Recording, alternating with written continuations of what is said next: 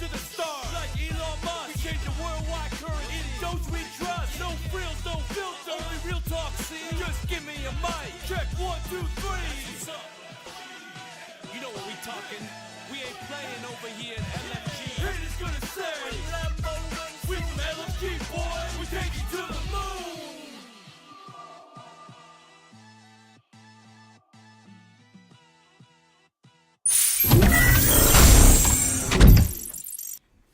Hello and welcome, folks, to episode 15 of Mission Control. I cannot believe it's been 15 episodes, but it's been great. It's been good. Anita, how you doing? I'm doing great. How are you? Good. Super excited. I feel like 15 is a magical number. 15 is a great number. With so many more things to come. And we're just going to kick things off here. We do have a special guest coming in a little later. But before we do that, there are quite a few things cooking in the back for LFG, and while we are letting the team cook, here are some incredible updates on what's going on with our partners and a few news stories from around Web3. We're going to kick things off with DataGram. Anita? All right, so DataGram. What's going on with DataGram? So DataGram, let's talk about it. DataGram is a global AI hyperfabric network redefined. Sorry, let's start that all over again. What a tongue twister. DataGram is a global AI-driven hyperfabric network redefining the new era of internet connectivity and deepen cross-network interoperability. Holy jeez, was that a tongue twister and a half? It is a mouthful. By harnessing idle hardware and bandwidth, the network optimizes traffic, reduces congestion, and scales effortlessly to deliver seamless, low latency performance across gaming, AI, telecom, and beyond, having served over 200 enterprises and 1 million users worldwide. DataGram is the next generation base layer for DPINs and high performance applications. So DataGram is built by a powerhouse team of blockchain and telecom infrastructure veterans. The core team has a proven track record of launching and scaling multiple companies to successful exits, including players like Toshiba.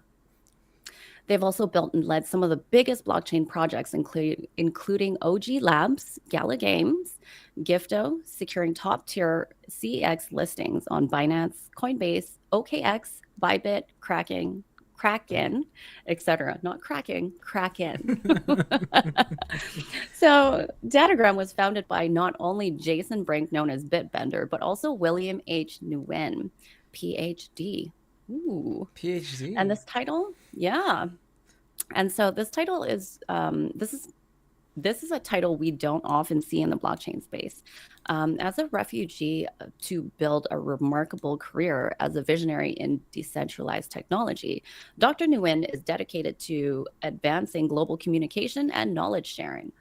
Throughout his journey of growth and resilience, he earned many prestigious fellowships at leading institutions, including the University of California, U.S. Department of Energy, Lawrence Livermore National Laboratory, and Harvard Medical School, where he's honored as an Alfred P. Fellow.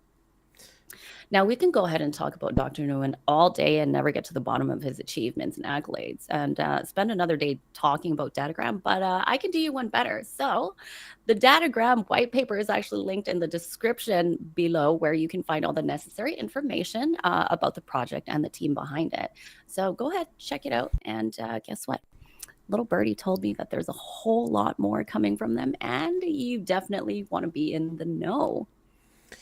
Honestly, it's quite the spread for Dr. Nguyen, especially looking at the accolades. I did read a little bit about them. There wasn't much I could see on his LinkedIn without logging in, and honestly, logging into LinkedIn is like let's just say I'm not a fan of LinkedIn. You know, I can't say I love LinkedIn either because LinkedIn actually locked me out based on my other email, and it was all tied to the other one. So I can't even get into my LinkedIn file, and it makes me really sad.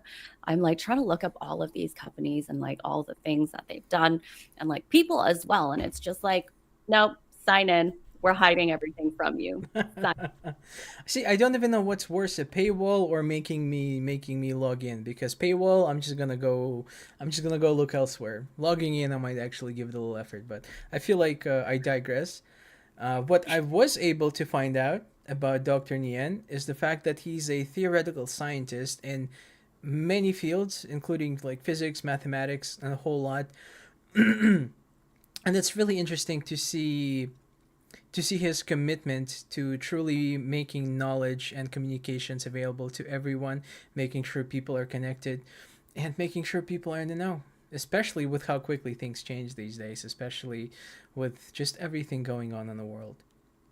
Well, I mean, in the blockchain space, everything moves just as quickly, right? Like, what was I told? 3 months in blockchain is like a couple years in the normal world. Yeah, yeah, I would say so.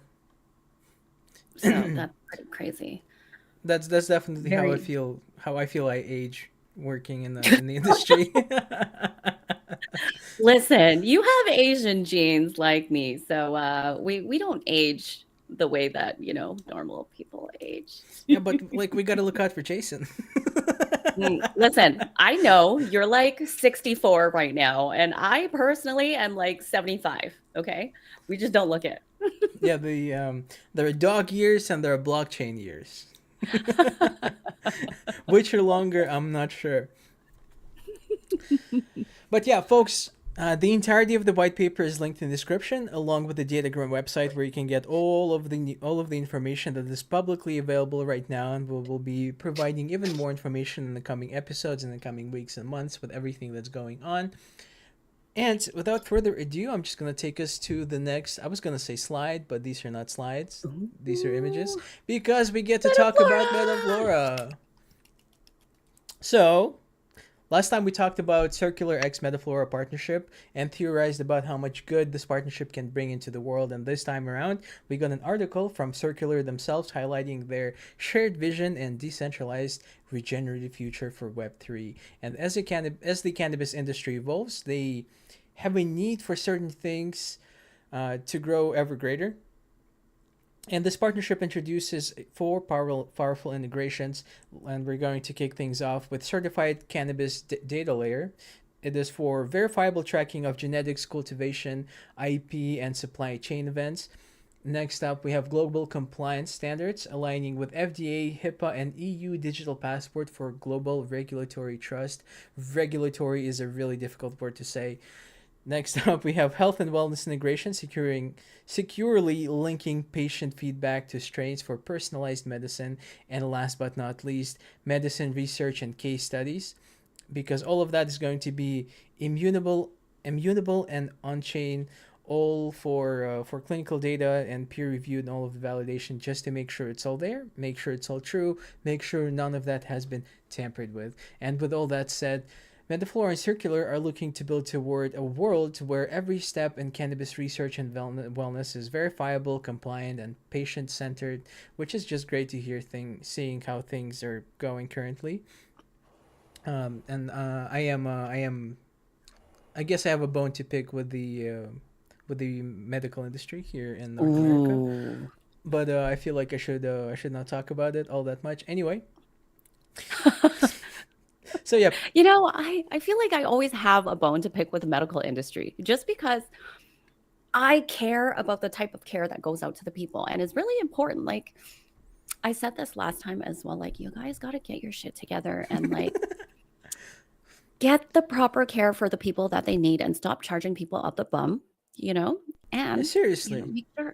make sure everything is transparent and easily accessible. Like, these are our people. Let's get them the care that they need and the proper care that they need. Yeah, and Anyways, rant over. when No, no, it's not over. When was last time you went? You went to a hospital. You went to see a doctor, dentist, whatever, and it was a genuinely good experience. When was last time that happened? Mm. Without getting the runaround, without being like borderline abused on the spot. You know what? My last dentist appointment wasn't horrible. It wasn't, but I also had really good insurance. So there was that. Okay, all Like right. if you have a really, really good insurance plan here in Canada, it actually does wonders, but it doesn't stop you from needing to wait forever to get into that appointment. Like if you need that care and getting in right away, unless it's like an emergency and you're willing to give up your firstborn son Yeah. to get in right away. So there is still like a bit of an issue and a bit of a hiccup in there. See, on this side of the fence, they really don't care what kind of insurance you have. You still have to wait. They don't care about your insurance. You still pay out of pocket. It's great. Anyway, So if you have to wait that long to get care, by the time you get in to see a professional, like doesn't that mean that either it's gotten worse or if it's anything more serious, you would have already died if you have to wait that amount of time. Like yeah, there's no point in waiting when you need emergency care right away. You know what yeah, I mean? yeah, for sure. And I feel like ever since COVID, people just stuck to the shorter hours, like the clinics, hospitals, etc. Except for urgent cares. But if you make it into urgent care, you still hang out for like 4 hours just waiting to be seen. Yeah. But that's not what we're talking about. We're talking about how things can be so much better with MetaFlora and circular patient-centered approach, and all of the things that they're working on are very much needed in the cannabis space. And I could think of a few more places where a system like this could be used. Ahem. But we got just one more thing to talk about for MetaFlora, and the cherry on top for MetaFlora things this week is the very special episode of the legendary podcast Beyond the Haze. The special episode had come out live on the 20th of April, also known in some circles as the National Cannabis Celebration Day. And this year, Easter had fallen on the same day, and we got to see Snoop Dogg wearing an Easter Bunny costume. But that's besides the point, and I didn't want to pull his image on screen because I'm not sure if it's in public use. Just because it's on the internet doesn't mean we can use it, folks. But Oh, is it on X? Is it on it's X? probably somewhere on X. But somebody posts an image that they shouldn't be posting, and all of a sudden people think that it's potentially free use. Anyway, the 420 episode of Beyond the Haze features a few prominent guests, such as Canna Claus, Spacebar of Earthling Music, and Tripto himself. The docket for the show covers how decentralization and blockchain are changing philanthropy and the real world impact of providing support for medical cannabis, sustainability, and social justice causes. And among other things, the podcast spoke about how you can run a node and be a part of the movement, and links to the very special 420 episode of the podcast and the Circular X Metaflora Synergies article. All of the links are pinned in the description, so you can check them out. And now it's finally the time. I'm going to bring on the guest. Let me just click a few buttons, and we got Even Wave on screen. Even Wave, hello and welcome. How you doing, man? Wave. Good, man. Good. It's been a minute. I feel like I haven't seen you in like an hour, 13 minutes.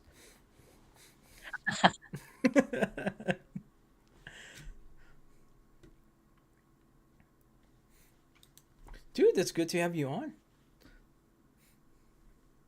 Thanks. Thanks. Thanks. Oh, whoops. Wrong button. Sorry, let's circle back, folks. I forgot to click the button. My bad. There he is. There Even he Wave. is. Yay!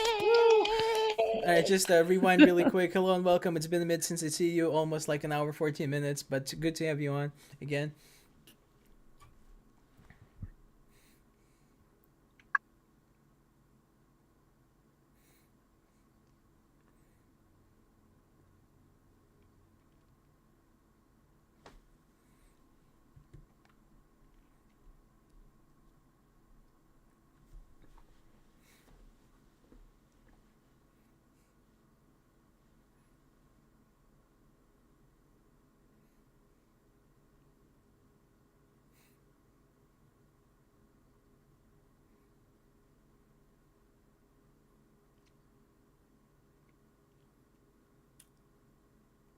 Just really quickly before you get into that, folks, we do have a leak here coming in shortly. Once we, I'm not going to drop it, but I do want to build up the anticipation a little bit. Never before seen footage, and That's all I'm going to say. Y'all are going to see it here in a bit once Even Wave covers the season 1 updates and everything that's happening. Take it away, my man.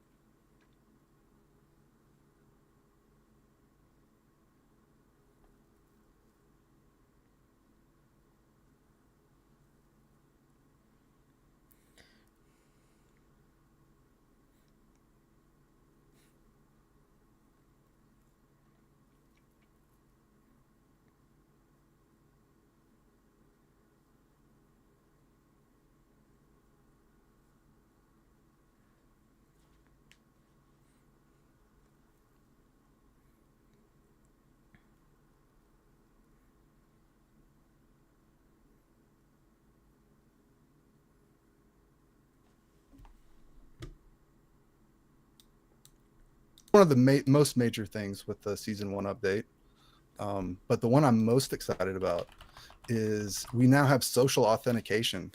Okay. Sorry to cut you off, Even Wave. Sorry. Oh, go ahead. Yeah. This one's on me.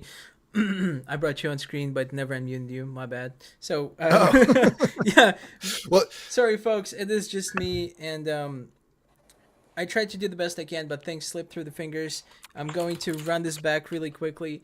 Season 1 Valley is live. It's been live for quite some time now, and they have implemented their first token sync, and we're seeing it in action right now.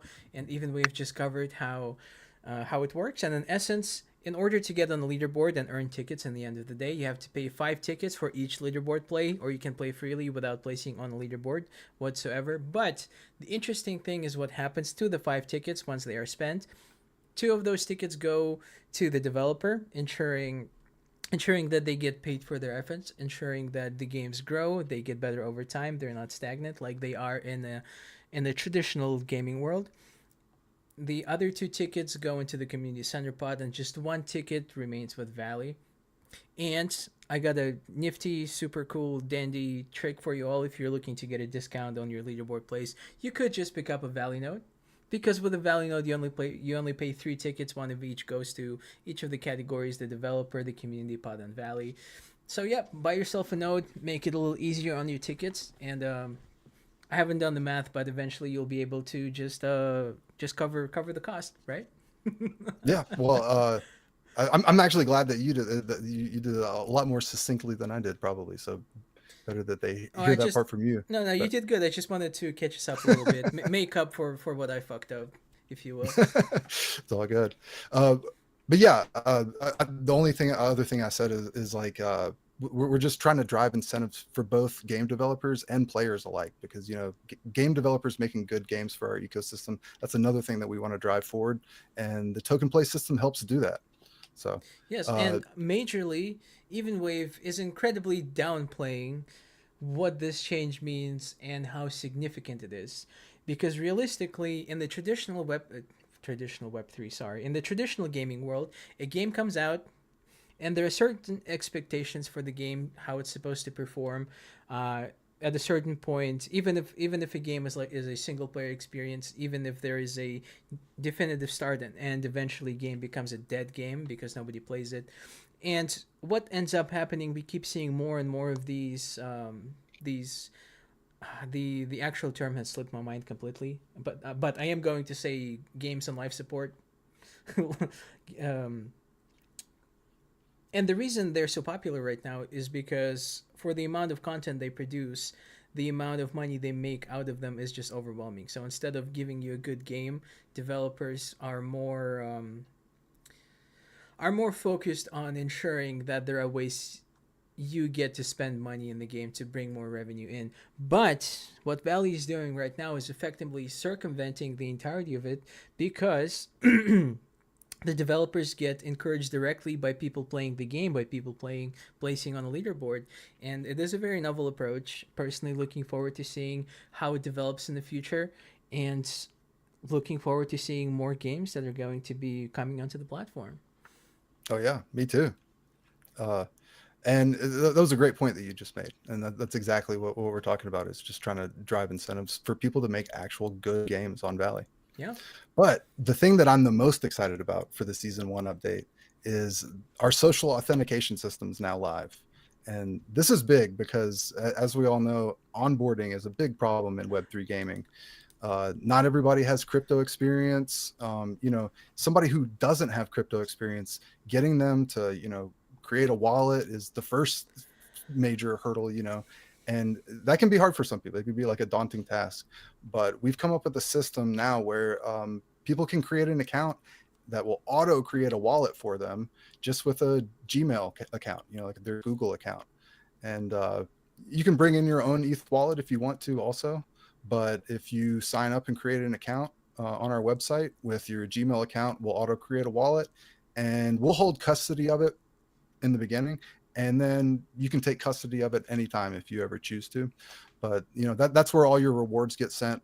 So really, with just a few clicks, you can just go to our website, sign up, make an account, start playing and earning in a wallet that'll hold your tokens. And it's a pretty big deal, and it makes it a whole lot easier to bring on new players. Yeah, I feel like that is the optimal way to do it, because a regular user from Web2 world logs into the platform, uses single sign-on to just use their Google account as opposed to Discord like it used to be, and then in the background a wallet generates, which they don't even know. They don't have to know that it's a wallet. For them, it's like an inventory that just houses their tickets, their tokens, and it just exists right there in the spot. And at any given moment, it can become more than that. It can be utilized as an actual wallet the moment the actual user shows interest towards it, and that just might be the best way of handling it right now. Yeah, and we have a little bit of a unique hurdle because one of I would say our main goal as a gaming company is we're taking arcade cabinets and putting them out in the wild, where people who may have never had any crypto experience can run across our games, start playing and earning. And so that is a big hurdle that we had to get over. And I personally I think it's a great way to do it. So that's the thing I'm most excited about in the season 1 update, is the fact that we kind of solved the hurdle for easy onboarding. Yeah, absolutely. And before we move on to the next one, I just want to say hello to a few folks in chat. Devigan, thank you so much for pointing out Even Way was muted. Again, that's on me. It's all resolved now. Hefty Sailor is out here telling me that I'm getting beat on Valley games, but it is what it is. It is what it is. That's just something I've accepted. That's something I choose to live with. Next up, I'm seeing Bobcat. Hello, Bobcat, and another inquiry from Hefty Sailor. Bobcat, smart cat. Tell us how you got such a high score in memory match. Bobcat, do tell, please. Well, he's just a good gamer to start with. Honestly, that's step probably one. it. But he said just flip the cards and get good, and I feel like that's about. Flip your phone and look on the other side of your. I never think of that. Yeah, listen, maybe that would work with one of those fancy folding phones. You never know. We also got to roll out Spinfire, which that's been a big hit so far. I mean, that's like my new favorite game in the Valley ecosystem. I don't know if you all have played it yet, but it is so much fun. It was made by Warren M, and we brought it on as a first-party title, and it's going to be, included in the whole Star Atlas universe. That's one of the games that we're making for Star Atlas, and sort of as like a mini game. And so go check that game if you haven't yet. I mean, it's so much fun. It's literally like my favorite game, and it just got an update as well as about like 4 other games we just pushed updates for. So with these seasonal updates like this, we try to update the games too, as well as release new games. And I think this might be a good time to Oh, drop is it now? the Is it leak. leak time? I think so. I mean, it's primed. I'm Some ready. fresh leaks.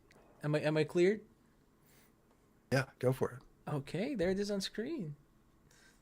So this is a look at essentially what's going to be our first third-party title. Oh. It's a missile defense game, and it was made by one of our community members, and we all loved it, and we wanted to bring it onto the platform as soon as possible because it's actually so much fun, and it plays really well. And I'm not very good at it, as you can see. I was the one playing in this video, so they probably should not entrust me to defend missiles, like if Dude, it ever comes to it. But If are you responsible for all the thumbnails for all the games in Valley Arcade? not all of them. Not I've all of done some of them, but yeah, Yeah, some of because those like are me. at a certain point, I sat and like for a very long time, I observed them because I was doing something else. And you made some major misplays in chain blocks, man. I just gotta say that. I gotta put that out there. You're better than that, man. I think I probably did. I think I did the chain blocks one, yeah. So I've seen you do I'll better. have to man. go back and update that. All right, Yeah, all right. with Back to missile defense. Sorry. improved gameplay. Yeah, but no, it's a super fun game, and we're gonna release it very soon. You'll get to play it soon. What else is there to say other than I think you're gonna love it? I'm seeing a lot of inspiration from, and I can't think of one of the most iconic games that's been ever created. Because I guess I just played too many Valley Arcade games today. Yeah, I It's just just cannot. called missile defense, right? Yeah, I'm just trying to think of the vintage arcade game. Alien Invaders, Space Invaders, Space Invaders. Space Invaders. Could be, Thank yeah. you, Anita. Yeah, you. So you got to protect the things on the ground while you're shooting things down. And honestly, one question I have for you, and feel free not to answer it. I'm seeing the crosshair on screen. Does that move with the mouse or with like the arrows? No, it'll be arrow keys, Arrow keys. All right, that's but interesting. it plays really well. Yeah, Bob Kettle said It's a Space ton of fun. Invaders. Yeah, thank you guys. Yeah, that sounds correct. Okay. We did talk a little bit about arcade cabinets themselves on the Valley Ticket Grind stream, and it is important to me for folks to understand and just to bring this information out there. That typically arcade cabinets are incredibly over the top expensive, and even we've talked about how much effort they put into making sure the Valley Arcade cabinets are as affordable as possible without compromising the quality of the actual arcade cabinet itself. And I just want to give a big shout out to Johnny and the rest of the Valley for doing that, because I feel like it's incredibly important to expose more people to what you guys are doing. And this is a great way of doing things, because especially considering that a pinball cabinet could run you up at least like $7,000 to $8,000, while the Valley Arcade cabinet with potentially hundreds and hundreds of games on it is only going to be $5,500. Yeah, I mean they can be even more expensive than that. I mean they can be like $12,000-$15,000 for a regular arcade cabinet with like attached to a big name like Jurassic Park or something like that. So one of the things I was saying on the other stream is that some people may look at the $5,500 price and think that's a lot, but actually, like in the grand scheme of things for arcade cabinets, we worked really hard to make that a really good price point. And even venue owners, like say you own an arcade or something, and they're really stoked when they hear about that, because they're like, oh wow, that's a really good price, and it brings a lot of value to it. So we've already started pre-sale for the arcade cabinets, for the professional ones made by Fun Company. I'm sure you've probably seen those. But one of the things I think that people are really sleeping on is there's still, I think last I looked, 105 of the first 500 nodes. And if you want a way to get a Valley cabinet that, you have to do a little bit of extra work because it's a DIY kit. But if you buy one of the first 500 nodes, it comes with an NFT that will allow you to purchase a DIY Valley arcade cabinet kit from us. And basically that's like a mini computer that runs the cabinet, has our software, hardware encoded on it, and that'll allow you to earn at the highest rate that is usually reserved for arcades and stuff. So, and it'll be much more affordable price than the professional cabinets that are intended for venues and stuff like that. So don't sleep on those first 500 nodes. There's still 105 of them left, and it's a great way to get your hands on a Valley cabinet and be able to earn, as high as going to the arcade, potentially just in your house, just from a cabinet that you built yourself, which is kind of a fun project to begin with anyway. So Yeah, hey, great addition to man caves. Exactly. And I got corrected by Hefe Sailor in chat. So easy 15K for Jurassic Park new pinball game, and the 7K one I saw at Costco is the home edition, which is why it's about half the price of what it's supposed to be if you're going to an actual arcade. Yeah, they can be really up there, especially the pinball ones. Those things are expensive. Well, Super expensive. it's just punching the ball around. How difficult can it be? Come on, guys. All right, Even Wave. Is there anything else you would like to talk about? Anything else you'd like to leak? Whether it is, whether it will put you in jeopardy or not? Oh, I'm just fun. I wish I could leave, but I shall not. But we still do have a bunch of things coming soon. Like we're working on customizable player profiles, especially like for the leaderboard. We want to make the whole leaderboard experience a lot more social and just have a lot more aspects to it. We've added a bunch of like achievement badges to the website, and we're going to add even more of those and a bunch of different ways to earn them. Like we're working on an NFT profile picture collection and a marketplace, even more games. There's a bunch. Like we're building every single day. If you're not in our Discord, hop in there and hang out with us, keep track of stuff. There's always something going on. It's a fun place to be. And that's where all the good players to go to like play together and like show off how they do things. So if you do want to get better, do visit.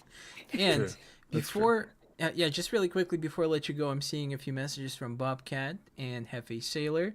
So, a brilliant idea by Hefe Sailor.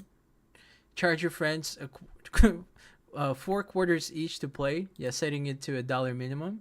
Taking the Rockefeller approach with payphones inside his own residence. And also, Heavy Sailor will be adding a dollar bill validator on his DIY kit. Nice. Good call. Oh, but yeah, get 5 plays for $5 bill and free beer. Listen, Heavy Sailor, whenever you set yours up, just let me know. I'll come through. $5 for beer and some quality Valley time sounds like a good day to me. Okay, man, I think we're going to let you go. I think we've covered just about everything. Thank you so much for coming on. And yeah, thanks for having me. It's great. Thank you so much. And yeah, folks, make sure to join the Valley Discord because that's where all of the most interesting things are happening. And yeah, I'm just going to let Even Wave go before we move on to the news around Web3. Again, see you all later. Thanks so much. Okay, bye. Bye. All right, Even Wave is out, and it is just Anita and I. We're hopping to news around Web3. We're going to cover a few interesting topics, a few very interesting developments. So what you got for me today? Oh, what don't I got for you today? But before we get into it, I would like to flash the disclaimer, folks. Just a reminder that everything that we're covering are just news stories, and most of the stuff you hear are just personal opinions of myself and Anita. They're not affiliated with any entities or organizations. It is just us talking. So, while the blockchain space and Web3 world in general is an ever-evolving space with just so many things happening all at the same time, we understand how difficult it is to cut through the noise of like monkey JPEGs, like canine and feline coins, and just the thick of it. So it is our goal to bring you the more important things that have happened since last we spoke. And so here it comes. And obviously we won't be able to cover everything that happens because the show is bi-weekly. And honestly, things happen and then they get overruled by other things, so it might be a good thing that we're holding off for a bit. Correct. So, the most exciting development today is going to be, well, one of them, crypto ally Paul Atkins sworn in to replace Gary Gensler atop US SEC. And let me just hit this button here.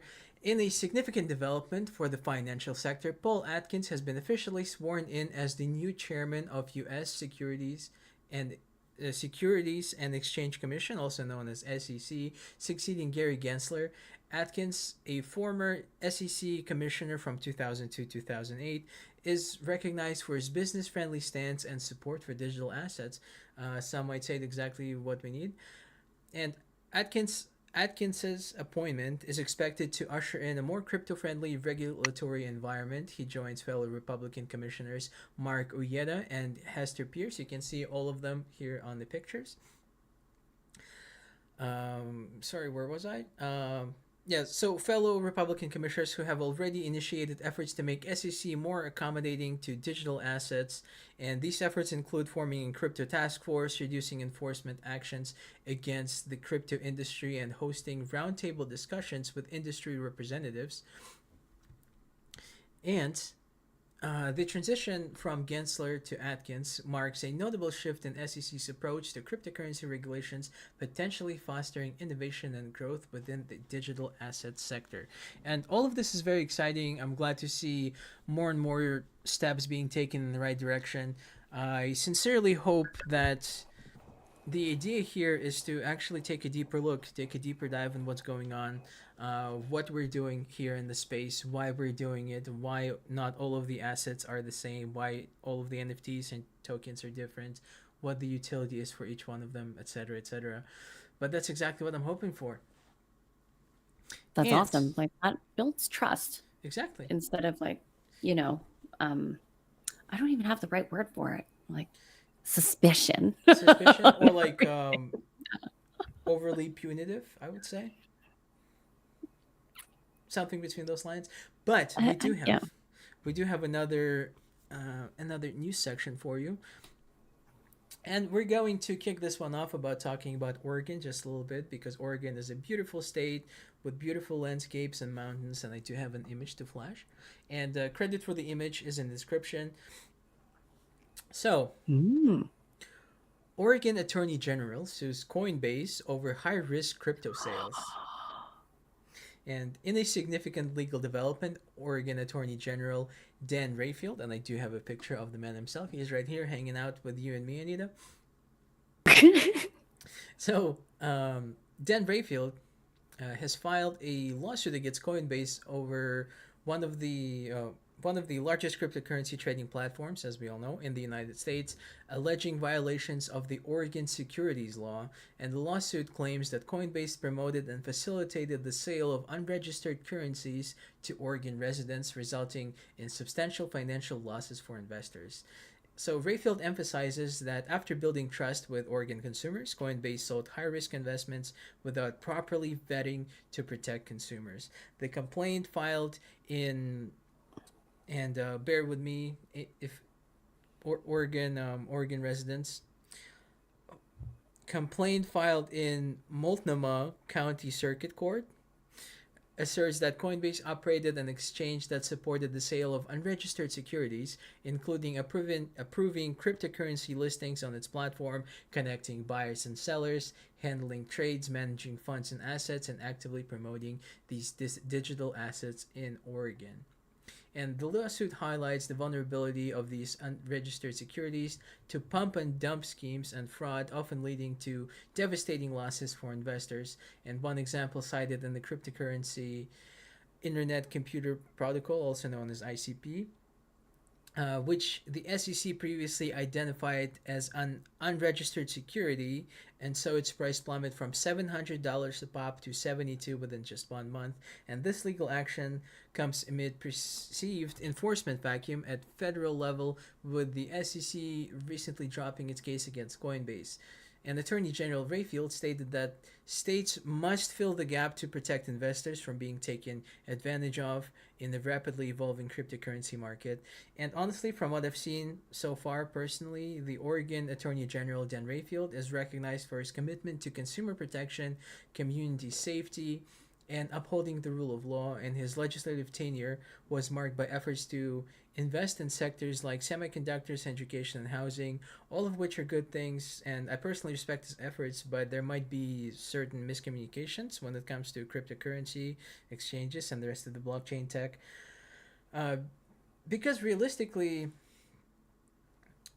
this is just how crypto works. If you put your money in something that you shouldn't be putting your money in, something's going to happen to it. Isn't that right? It's true. But oh my goodness, like 700 to 2. 72, yeah. Like, ooh, like that hurts a lot. But it was, I Oh, did not look further into internet computer protocol, but realistically, it was probably deserved. I do agree that there should be checks and balances. Some of these things should be absolutely vetted, but I don't feel like Coinbase necessarily I is really thought responsible. that they were vetted correctly every time it hits like an exchange, because it seems like the process isn't that easy. Because the process of having something listed on an exchange, it seems like you have to jump through a lot of hoops for a lot of these. Why isn't Coinbase the same? Is my question. So, But then I guess you got to find reputable ones. But which ones are the reputable ones? well, I'm guessing the issue here is that not what's going on with the cryptocurrencies that they have listed in the case. And for the record, there is a plethora of them, XRP being one of them. It's more so about Coinbase building trust with people in Oregon, talking about cryptocurrencies, talking about like potential earnings, actively advertising them, and then these cryptocurrencies going south, right? But realistically, I feel like a lot of those have suffered the same fate every other cryptocurrency have suffered in the past, what, 6 months, 4 months, something like that, with things coming and crashing down. And maybe they would have a bone to pick with other exchanges as well if they advertised in the same way Coinbase did. But who knows? Ah, I see what you're saying. So yeah, it's more so Interesting. about their marketing campaign probably as opposed to what's actually happening. So, do you think as like an exchange, you should be marketing any of them at all? So I don't see, and I use Coinbase, and I don't see them actively marketing them. Honestly, the Hmm. most I see coming from like the newer coins or the coins I'm subscribed to, it's like here's a news store. Sometimes they post news stories, but most of the time Hmm. I just see push notifications of a coin going up or down. Interesting, because like Coinbase doesn't. Well, I don't have Coinbase here in Canada. Like I don't think we can use it. I haven't touched it for like a long, long time. And yeah, I don't see any notifications about, hey, there's like a new listing. There's none of them really talks about anything except it's going up or it's going down. Hey, it went up this percent, or hey, you might want to beware, this token that you're holding went south. You might want to, do something about it soon, Yeah, things like that. But other than that, like I haven't seen anything that would be advertised. And yeah, I don't think it would be a good idea either for them to be like, hey, guess what? We have a new token listing. Let's talk about it. And like it would feel a little biased, right? Or if it would yeah, feel it like they're absolutely pushing would. it onto other people. So I don't know. Maybe in my opinion, I don't think exchanges should show any bias to anything that they're listing, period. Exactly, and honestly, you and I are in the same boat. I don't think they shouldn't be doing that, and I have not seen. Maybe Coinbase is doing something special in Oregon, but this does feel a little bit like a knee jerk reaction, Hmm. as opposed to actually figuring out what's going on. Um, Maybe and it's just new to them. yeah, and personally, I would like to urge Attorney General Rayfield to take a deeper dive and see see what's going on with the tokens listed in the lawsuit, their potential utility, the projects they come from, etc., etc. Because it is probably not a good idea to lump them all together in one lawsuit, if I had to guess anyway. But don't listen to me. I'm just a dude running my mouth. Most of the, I know more about video games than I know about cryptocurrencies, exchanges, regulations, all of that stuff. I do read the news though, but that's about it. So, we do have one more thing. Allow me to hide Mr. Rayfield and Oregon. So, What's next? we often talk about security protections, about safe practices and hygiene. And I'm seeing Happy Sailor drop a message in chat really quick. I do agree that Kexis should stay silent and not be doing partnerships or promotions with certain coins. Remember, a Kex is for profit and you can always use the DEX. See, that's also a good point. Also, for new entrants, never hold your coins in Kex wallets. Absolutely right. We were just talking about hygiene, and Hefe Sailor comes through with a perfect segue. Folks, if you do not hold keys to a wallet, it is not your wallet and it is not your Correct. crypto. If you have to interface through an app, through a website to get to your crypto as opposed to being able to get into the wallet via the keys, again, you do not own the crypto. We've seen this happen time and time again. With FTX, for example, I know people...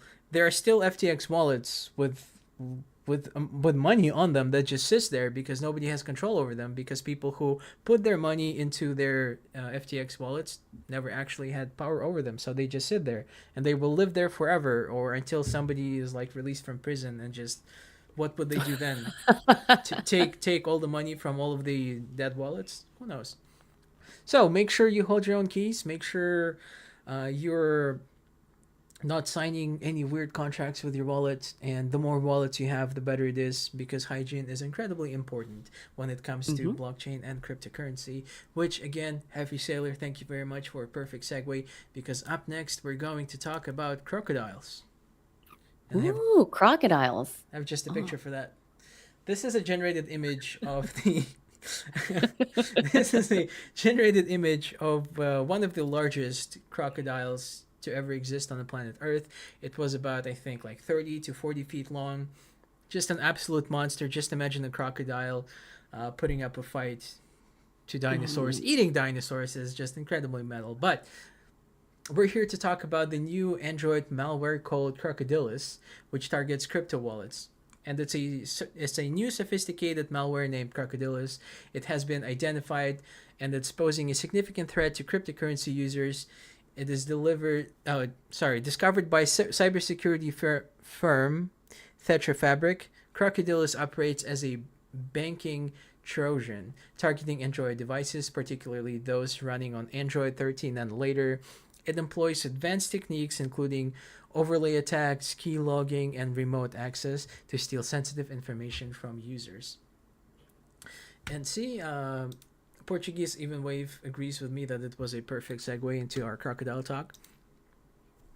So, Crocodilus is distributed through various channels, such as fake cryptocurrency-related apps, malicious advertisements, phishing emails, and SMS promotions. And once installed, it requests accessibility service permissions, granting it extensive control over the device. The malware then connects to command and control server, enabling attackers to display deceptive overlays that mimic legitimate crypto wallet interfaces. Those overlays prompt to back up their wallet keys within a limited time frame, tricking them into revealing their seed phrases.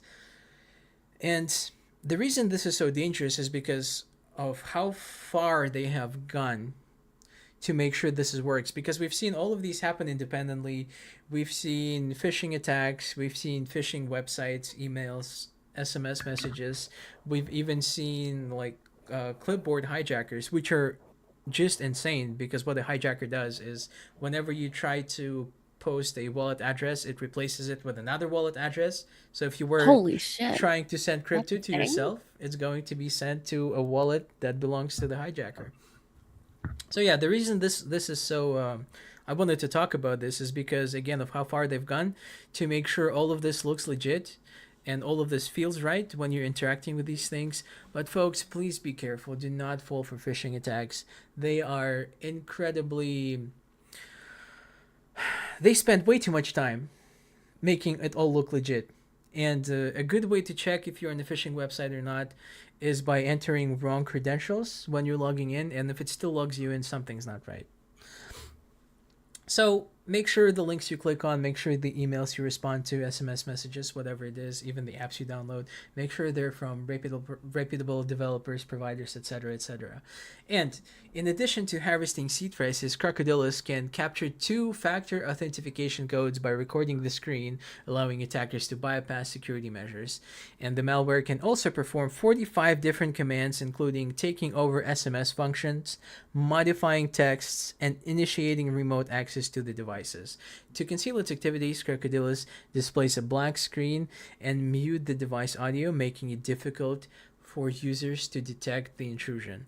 And initially targeting users in Spain and Turkey, experts warn that Crocodilus is likely to expand globally, and users are advised to remain vigilant, avoiding downloading apps from untrusted sources, and be cautious when granting accessibility service permissions. Regularly updating device and using reputable security software can also help mitigate the risk of infection. That is insane. Right? Like the amount that they can take over on your phone? Are you kidding me right now? That's terrifying. I'm just sitting here listening to all the stuff you're spewing out about everything that they can take over in your 2FA, all of the above. Holy goodness. Yeah. But hey, I never download apps and I don't respond to text messages. So sorry. I keep getting text messages from emails, from like really weird emails. Some like very specific emails. It's like a name, a bunch of numbers, some other stuff, and they're like, this is like the like Denver BMV, and like you need to pay these slow tickets. I've never been to Denver. So I don't get those ones. I get the, hey, are you free for lunch today? And I'm like, this number is from Nigeria.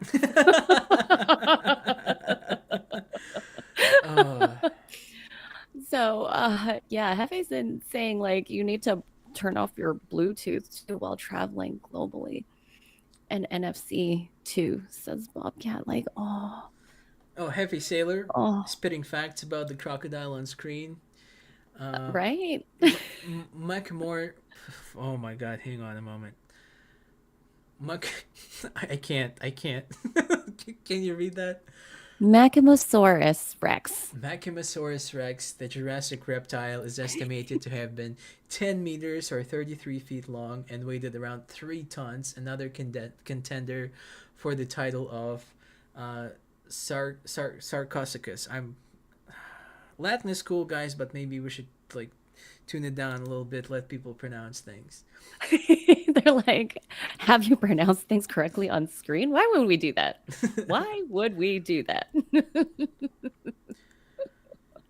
Like NFC. Oh, like the tap payment stuff. That's scary because actually I got frauded that way. I'm pretty sure it was my card and not my digital card that got frauded that way. So yeah, all that stuff it's everywhere. Can we just not get frauded, please? Like, stop trying to steal our shit. Like, I'm getting tired. We're gonna go back to like paper cash now. Honestly, I would not mind carrying like a pouch of gold coins with me. I feel like that'd be kind of cool. You know, when I was in Thailand, it was the same thing. Everything was cash, and I was like, okay, this is great. I never had to whip out like my phone, anything like that. But the issue is, I come back with like a bag of things like this, like all this change, and it's heavy, right? Like, I don't want it. But at least they got really everything's cool. digital. Yeah, at least they got really cool coins in Thailand. Cause I'm kind of over like the quarter and nickel here in the States. I'm just tired of being frauded here. That's all. Like, let's stop scamming each other. Everyone works hard for what they have. So like, let's let everyone just hang on to the things that they have and let them support their families, you know? Like, stop stealing from us. No one's happy about it. I'm gonna call it right now, maybe like 5 years, maybe less than 5 years into the future, there's going to be a movie, something iRobot esque about a guy being a scammer, and then like having like a come to Jesus moment, and then fighting the scammers and like being the good guy after all that. I feel like they're in before the 5 years run out from this date onward. There's gonna a movie is going to come out that's like that, or at the very least be in development. Okay. Hefty Sailor, do not tell people to make counterfeit cash. But it is a good reminder that there also is counterfeit cash. So either way, it doesn't matter what you do. People can still screw you in all ways, sideways, and all ways that you don't want it. So Yes, and before we let everyone go, I do want to remind everyone that the pin codes on your cards and the cards themselves do not exist to protect you and your money. They exist for the banking company, for the credit card company to verify that you are indeed the person who's using the card. Whenever you try to declare a fraudulent action, so yeah. so you are on your own no matter what they tell you. Always be on the lookout. Always make sure your stuff is locked down, and yeah, make sure to Oh, be that's vigilant. the worst. The worst. And because we forgot to say it this episode, and thank you, Hefe, don't forget to like and subscribe and hit that notification bell. And all the links to all of our partners and everything awesome is in the description box below. So don't forget to check it all out and join everyone's Discord because they're all awesome. Yes, make sure to like and subscribe, and we'll be seeing you later. Thank you so much for tuning in, folks. Okay, bye. Bye.